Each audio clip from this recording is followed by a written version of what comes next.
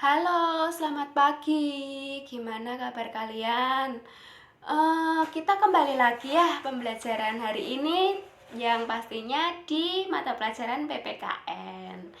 Nah, sebelum saya melanjutkan ke pelajaran, ini kayaknya kita sempat ketemu ya setengah semester ya. Bukan setengah semester ya. Semester kedua ya. Saat kalian itu masih kelas 7 ya. Saya kalian masih kelas 7 di semester 2 itu ketemu sama saya. Habis itu saya off dari SMP karena saya mendapat panggilan dari tempat lain, dan saat ini dipertemukan kembali ya kita, dan saya masih diberi kesempatan untuk bergabung di SMP dan pastinya bertemu dengan kalian semua gitu. Oke. Sebelum saya melanjutkan ke materi, saya mau mengingatkan kepada kalian yang belum mengumpulkan tugas, tolong segera dikumpulkan karena itu adalah salah satu bukti untuk penilaian dan juga bukti kalau kalian benar-benar mengikuti pembelajaran saya. Nah, untuk penilaian sendiri saya mengasih dua. Berarti dua yang saya nilai. Yang pertama tugas kalian, terus yang kedua ketepatan waktu kalian dalam mengerjakan tugas. Kalau kalian mengumpulkan tugas ini tepat waktu, skor yang saya berikan itu 20. Terus untuk skor penilaian pekerjaan kalian itu 80. Gitu ya. Jadi kalau kalian mengumpulkan tugas udah dapat nilai 20, pekerjaan kalian udah sesuai mendapatkan 80.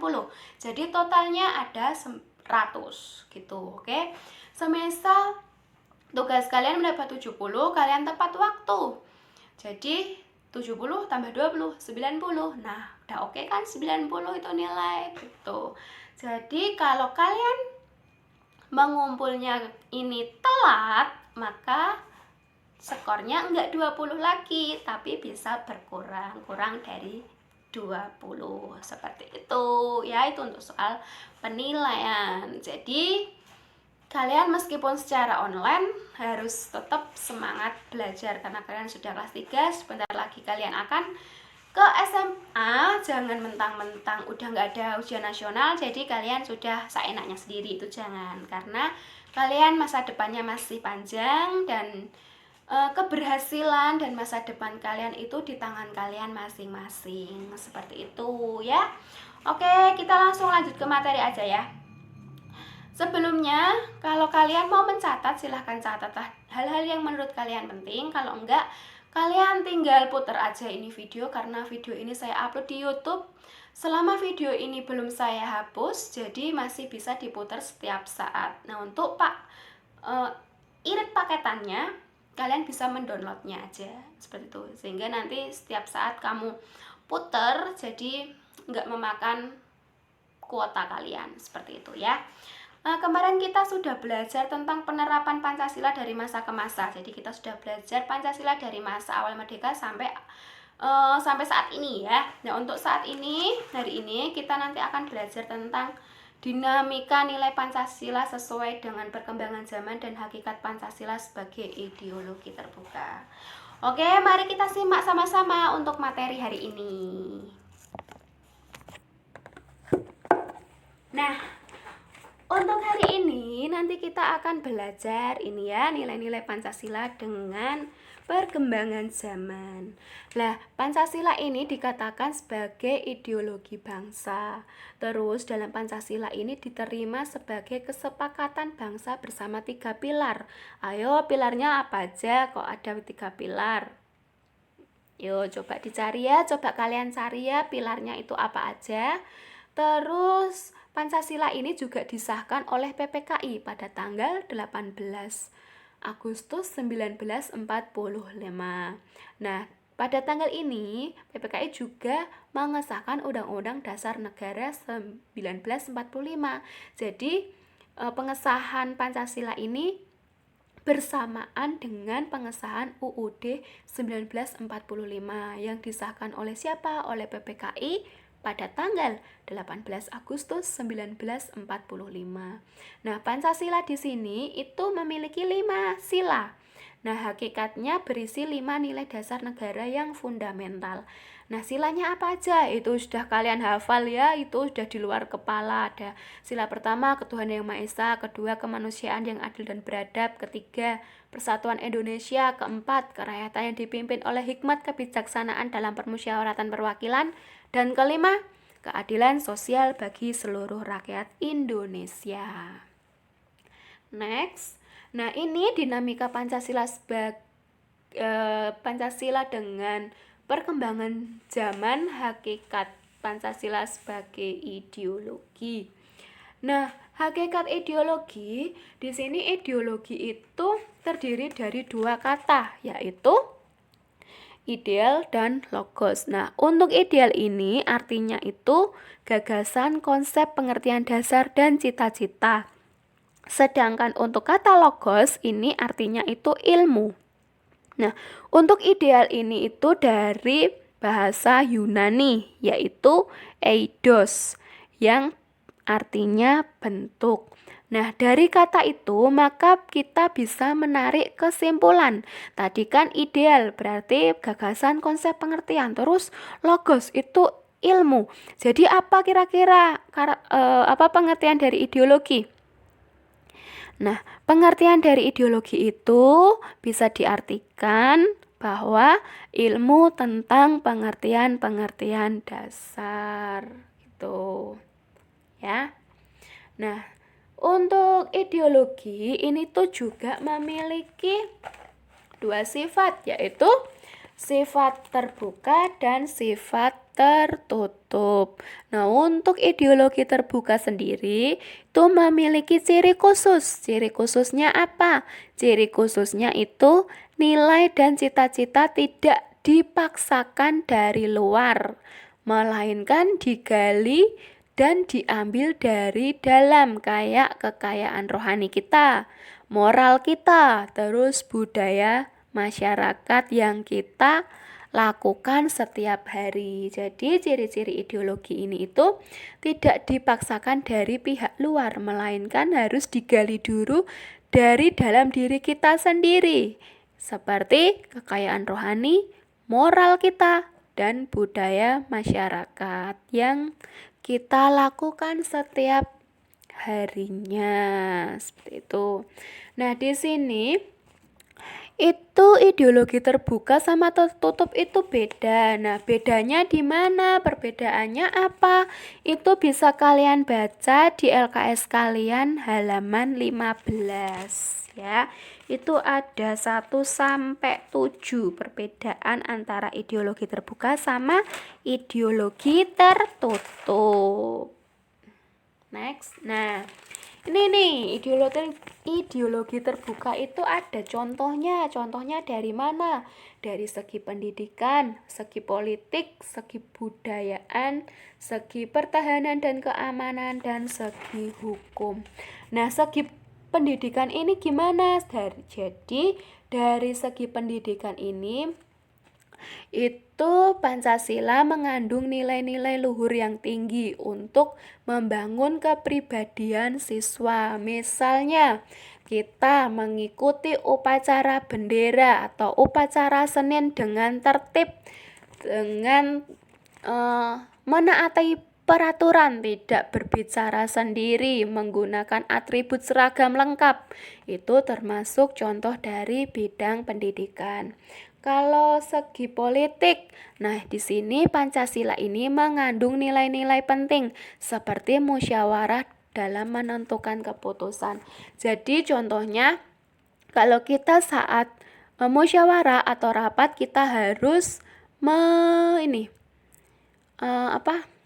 menerima pendapat orang lain, terus kita harus menyepakati keputusan secara bersamaan. Kita tidak boleh bersifat egois. Karena apa? Karena kita ini tidak bisa hidup sendiri. Kita hidup mengandalkan atau kerjasama dengan orang lain gitu. Terus untuk yang segi kebudayaan, segi kebudayaan di sini Pancasila ini menjadi ikatan manusia dengan Tuhannya melalui upacara adat yang terus terjadi secara turun-temurun gitu. Terus dari segi pertahanan dan keamanan. Nah, Pancasila ini menjaga keutuhan NKRI dengan asas-asas yang luhur dalam segala bentuk upaya menjaga keamanan. Misal nih, saat ada perayaan Natal di gereja-gereja. Nah, itu biasanya kan gereja-gereja dijaga oleh polisi, TNI. Nah, itu juga adalah salah satu contoh di segi pertahanan dan keamanan. Terus dari segi hukum. Nah, segi hukum ini Pancasila merupakan sumber keadilan negara yang berdasarkan kemanusiaan yang adil dan beradab. Jadi kalau ada orang yang salah, ya harus kita hukum sesuai dengan UUD 1945. Semisal ada bupati yang korupsi, ya udah kita harus hukum karena dia melakukan kesalahan. Jangan mentang-mentang dia bupati terus berani membayar hakim lalu tuntutannya dicabut, terus tuntutannya dikasih keringanan. Itu nggak boleh. Jadi kita harus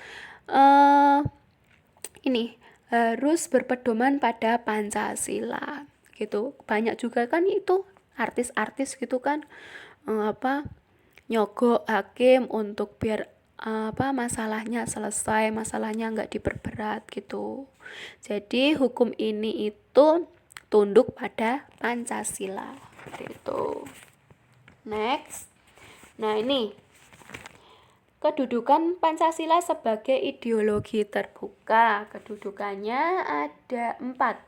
Ada kedudukan Pancasila sebagai ideologi, perwujudan Pancasila sebagai ideologi terbuka. Yang ketiga, dimensi struktural Pancasila sebagai ideologi terbuka. Dan yang terakhir, keterbukaan ideologi Pancasila. Yuk kita bahas satu persatu. Yang pertama itu kedudukan Pancasila sebagai ideologi. Nah, kedudukan Pancasila sebagai ideologi ini antara lain itu Pancasila sebagai dasar negara, terus Pancasila sebagai pandangan hidup bangsa dan negara, Pancasila sebagai ideologi negara, Pancasila sebagai pedoman dalam menyelesaikan berbagai masalah. Terus juga ada Pancasila sebagai cita-cita negara yang luhur. Itu adalah termasuk kedudukan Pancasila sebagai ideologi.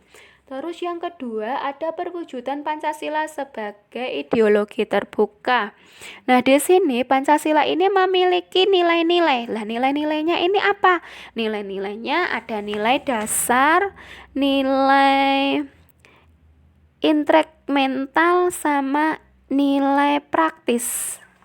Instrumental sama nilai praktis ya. Kalau yang nilai dasar ini itu nilai tentang kelima sila Pancasila. Nilai sila dari sila pertama sampai ke 5 itu termasuk nilai dasar. Untuk yang nilai instrumental itu nilai yang menjadi penjabaran dari nilai dasar dan dapat berupa peraturan perundang-undangan serta lembaga pelaksanaannya. Sedangkan untuk yang nilai praktis itu nilai yang merupakan realisasi dari nilai-nilai instrumental gitu. Jadi kalau nilai dasar itu nilai tentang sila pertama sampai sila kelima, terus nilai instrumental itu penjabaran dari nilai dasar. Kalau ya nilai praktis itu nilai yang merupakan realisasi dari nilai-nilai instrumental gitu. Oke. Yang kedua itu perwujudan Pancasila sebagai ideologi terbuka. Nah, di sini suatu ideologi ini memiliki sifat yang terbuka. Maka secara struktural Pancasila ini memiliki 3 dimensi. Dimensinya ada dimensi idealis, dimensi normatif, dan dimensi realitas. Kalau yang idealis itu mengandung nilai dalam Pancasila yang sifatnya sistematis dan rasional.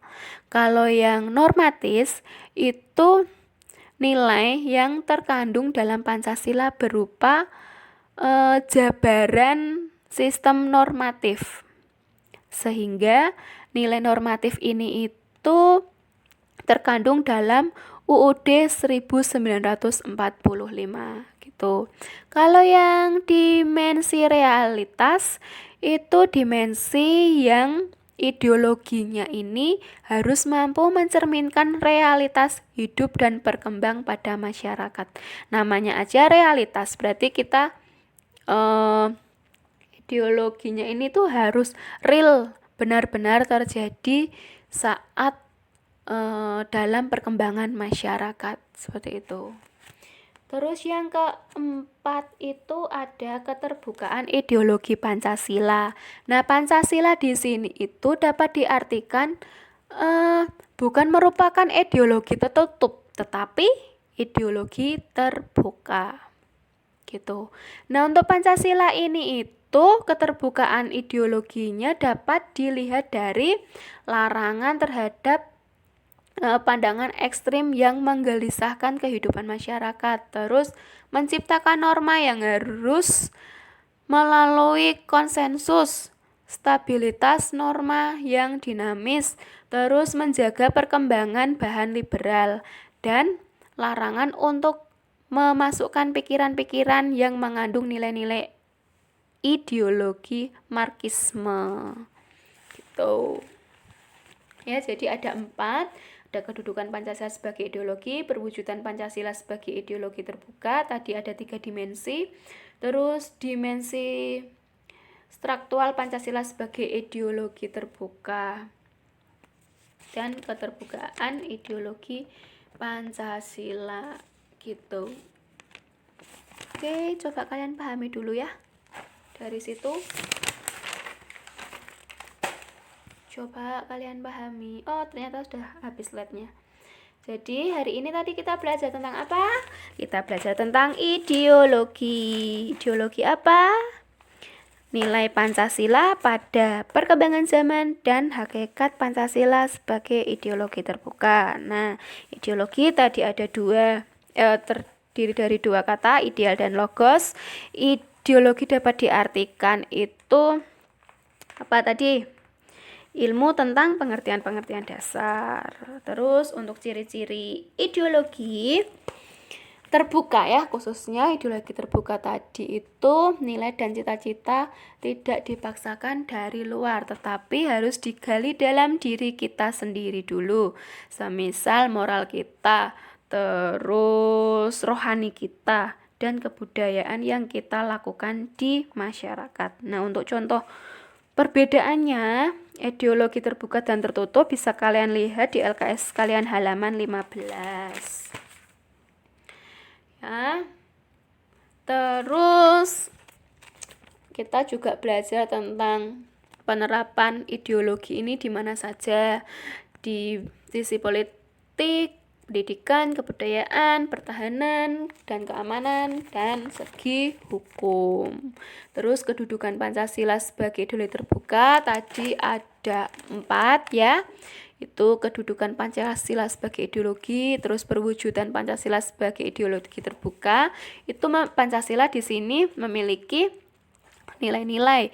Ada nilai dasar, nilai instrumental, dan nilai praktis. Kalau nilai dasar itu nilai dari kelima sila Pancasila, dari sila pertama sampai kelima.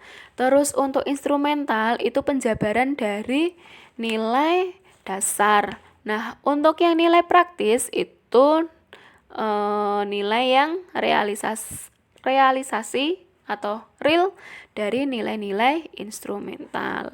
Nah, untuk dimensi struktural Pancasila sebagai ideologi terbuka itu ada 3 dimensi, ada idealis, normatis, sama realitas ya. Kalau yang idealis itu nilai yang terkandung dalam Pancasila sifatnya itu sistematis.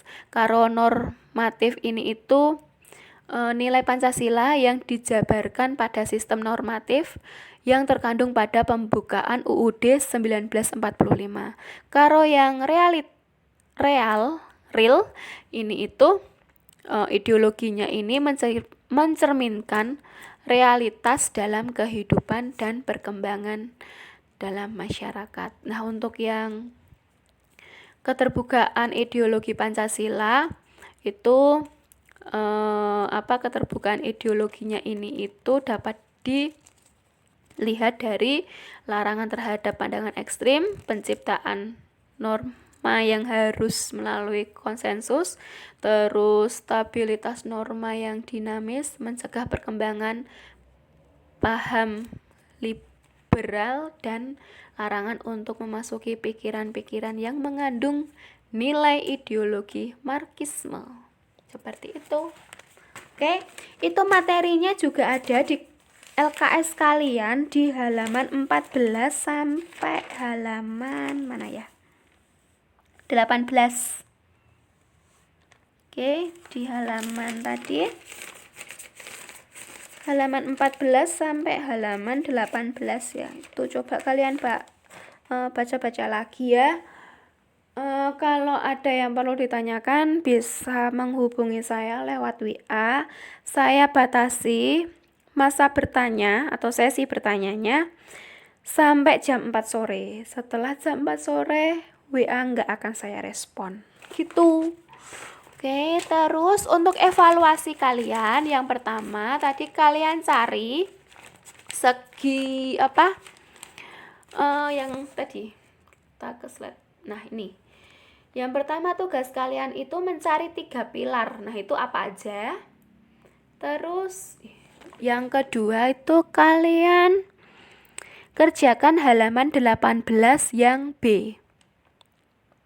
18 yang B, uraian itu nomor 1 sampai 5. Gitu, oke. Untuk pengumpulannya itu nanti kita lewat classroom aja ya, biar kalian itu nggak bolak-balik ke sekolah. Terus habis itu saya ngeceknya juga gampang kan, nggak harus riwa-riwi gitu.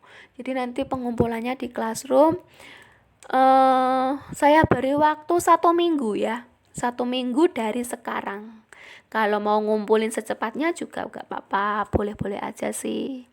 Ingat, ketepatan waktu dalam mengumpulkan akan saya beri skor 20 ya, gitu. Jadi kalian mengumpul tugasnya harus tepat waktu. Oke, sampai di sini dulu pertemuan kita. Kita lanjut nanti ke pertemuan selanjutnya ya. Pesan saya, semangat terus dalam belajar. Oke, selamat siang.